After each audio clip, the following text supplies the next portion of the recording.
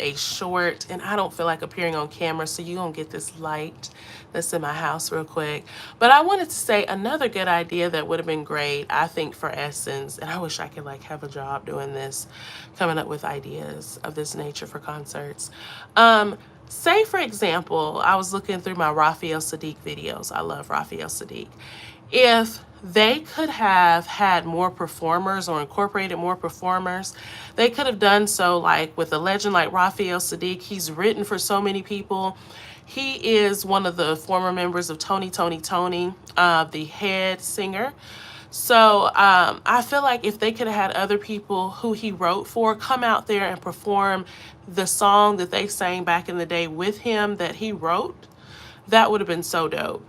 And then maybe they could have sang like one more other song that they, are known for, and then boom, left the stage. And then say if you couldn't afford, say like a Beyonce at Essence, who he wrote for, then he can just perform that particular song, and we can be like, man, it's like you're learning something.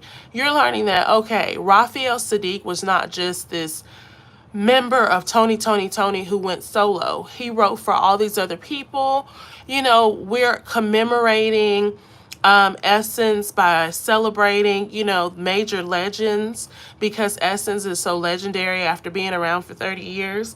And on top of that, you've got more performances, and it makes him worth the money. But Raphael Sadiq did a great job by himself. It's not to belittle his performance, but it's just to say that to me would have screamed commemorating Essence 30th. Okay, you've got all these different artists, excuse me, I'm tired, that came out that sang with this major player in the game. And you might take it from each decade that he wrote in, from the 90s to the early 2000s to anything recent. You know what I'm saying? That to me would have made Essence even more legendary. And then of course you top it off with honoring Frankly Beverly and Maze on the last night, which is the pioneer or one of the pioneers that paved the way for a lot of these people. So I just feel like, and then of course you don't need anyone to perform with Usher. He's a headliner, or like Morva, which is Janet. But you know what I'm saying? Like for the people who came before, that's how you fill it up. Same thing. You could have put like, have themes for the night. Put people like a T-Pain and all that stuff on like an early 2000s night. Raphael Sadiq could have been like the 90s night, and people who he wrote for from the 90s might come out there. You know what I'm saying? Like, I don't know. I just feel like there's so many ways to organize it, and people just drop the ball. And apparently the super lounges, ever since I started going, have been gone, for lack of a better term.